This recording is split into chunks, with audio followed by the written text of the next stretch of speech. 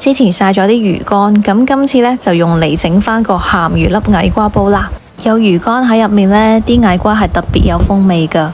首先準備啲魚乾，將佢哋嘅肉切晒落嚟，然之後再切粒呢就得啦。準備少少雞胸肉啦，放啲鹽、糖同埋生粉去調味，醃佢10零分鐘到呢就得啦。呢個呢係圓形嘅矮瓜嚟嘅，我覺得佢係好食過長條形嗰種。咁樣將佢哋切成一條條，大概呢係咁樣嘅大細呢就得啦。準備好啲材料之後呢，就倒多啲油落隻鑊嗰度，啲油熱得差唔多啦，就倒啲蒜頭同埋鹹魚粒落去，唔好咁大火喎，中細火將佢哋煎到出咗味，撈起佢哋等陣間用。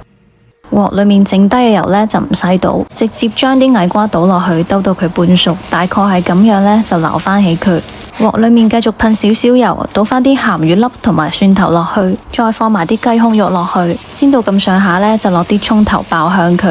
蘸少少燒酒啦，炒到出咗味之後呢，再倒啲水、豆瓣醬同埋嗰個蠔油落去嘅，兜勻佢之後呢，再落矮瓜啦，冚埋個蓋，細火煮4-5分鐘到，然之後再放埋啲蔥落去，大火收汁呢，就搞掂啦。落咗鹹魚落去整嘅矮瓜煲呢，係同埋普通嘅矮瓜煲風味係完全唔同㗎喎，食起上嚟多咗啲鹹鮮味，好正㗎，餸飯一流。